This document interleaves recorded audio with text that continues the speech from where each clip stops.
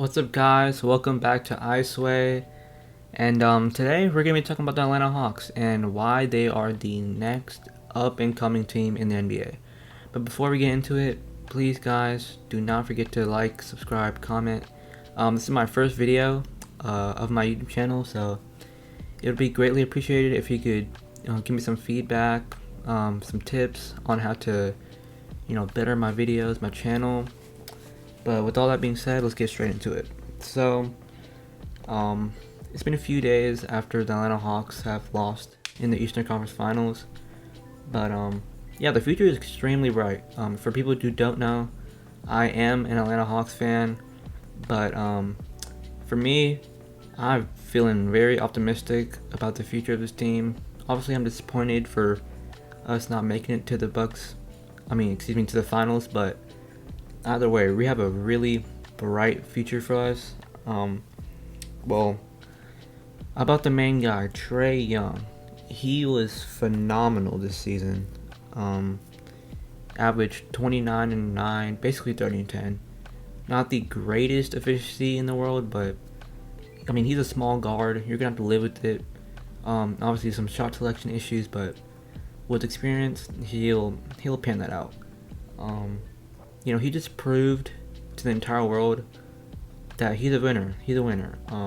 He's on that same, level of talent, on that Luka Doncic generational type of talent level. He's a 30 and 10 guy, and next season, man, I predict he's gonna be an MVP candidate next season. For sure, he's gonna make an All-Star team, All NBA team probably, but I'm expecting an MVP type season for next season. But moving on to another core piece, John Collins. Obviously, he's getting some headlines right now because, extensions time, and he wants a max level contract. And for me, I don't want to pay him the max, but somewhere around that 4-year, 100 million, 4-year, 110. Somewhere around there, I think that's a pretty good price for both parties. He's athletic, can catch lobs, good three-point shooter. He's efficient all around the floor. Defensively, he has really improved from the regular season into the playoffs. That was one of his biggest doubts about him, is if he could really defend some of the elite players in the playoffs, but he's shown that. So yeah, we're gonna have to pay him some money, but it's gonna be worth it. He's a extremely important player for us heading into the next decade. DeAndre Hunter, who in my opinion has the second highest ceiling on the team, obviously behind Trae. To me, he's like a Kawhi Leonard 2.0. He's a Kawhi Leonard 2.0.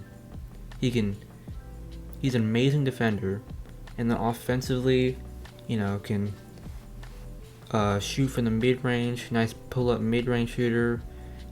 He's a good three-point shooter, can get to the paint, good ball handler, can drive, and defensively he can switch 1 through 4. Obviously, he clamped Julius Randle in the first round series against the Knicks, and all in all, his two-way potential it's tantalizing. It's tantalizing. And I predict an all-star leap for him next season because I'm pretty high. I'm really high on DeAndre Hunter, and I think he can be the second guy next to Trae Young. But moving on to Cam Reddish, he popped off in Game 6. He popped off. He had like 7 threes. Played amazing defense. Chris Middleton, he went off. Cash Money, that Jekyll and Hyde.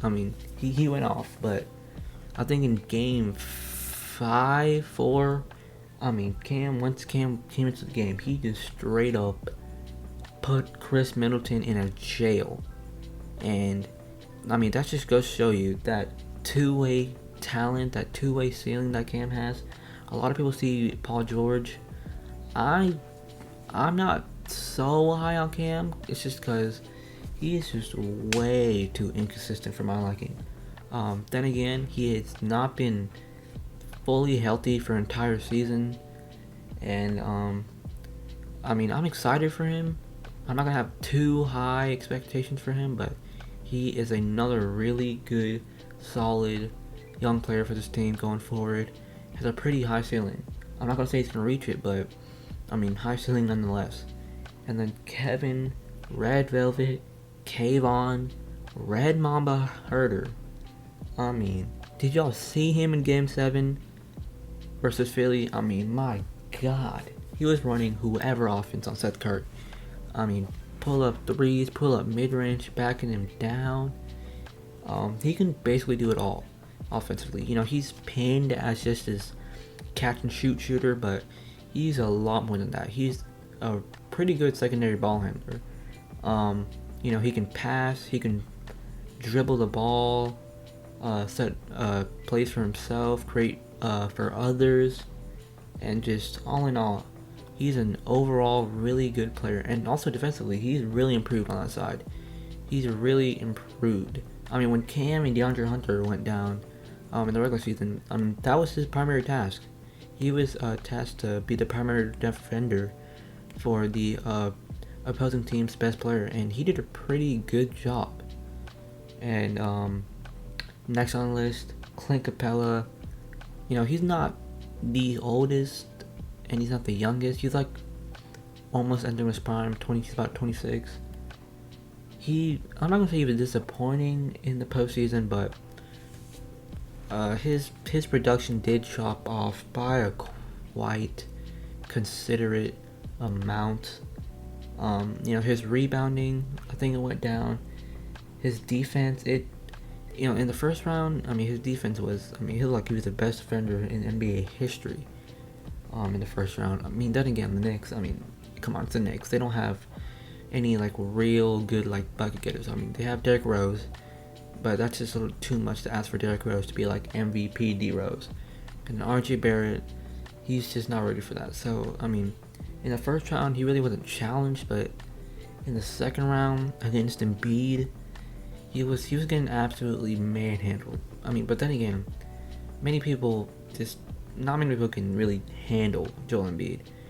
But, Onyeka Okongwu, our rookie this year, he honestly did a way better job than expected against against Joel Embiid. And that's why I'm like, Clint Capela could be expendable for us. I don't think Clint, is the most important piece for us. Obviously, he is important. He really took this team to another level. Took this Atlanta team to another level defensively this season. With their offensive reboundings, with just extra possessions, and then obviously blocking shots, just being a rim protector for us. That was important for us. But going forward, he kind of is expendable, and I think Double O could take his starting spot pretty soon. And just looking overall for the projection of this team going forward, I think this is going to be a perennial playoff team. The young pieces are only going to get better. Trae Young is only going to get better. Cam Reddish, DeAndre Hunter, they're going to finally have hopefully a healthy season next season. I'm expecting DeAndre Hunter to take that All-Star lead next season. Cam Reddish to under the tutelage of Nate McMillan. I think we're going to see a different Cam, a more confident Cam, and a more hopefully consistent Cam.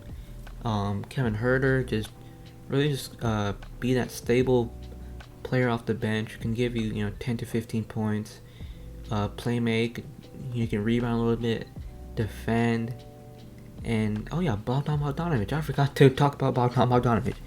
So Bogey, he's a straight up sniper. That second half of the season, honestly, we would not have that amazing comeback in the second half of the season if it wasn't for Bogdan. Bogdan, he was amazing for us. He shot like 40% from 3, like 44 I think. He was hitting everything. He really was our second option for Trae. And going forward, he is 28, so he really is in his prime by NBA standards, but this is like his 4th season in the league. experience wise. So I do think Bogey has another level he can reach. But yeah, just projecting this team, like I said, I think they're going to be a perennial playoff team going forward. And in my opinion, I am a Hawks fan, so take this, if I'm biased or not, you can take that with a grain of salt. But for me, I think they are going to be a top 3 team in the East next season. With that young core that they have, the supporting pieces, with Trae Young taking this game to another level, being that superstar for us.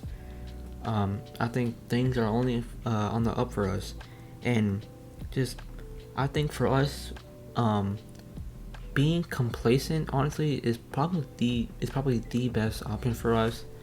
I don't want to make too many drastic moves for us next season. Trading our young players for like a star.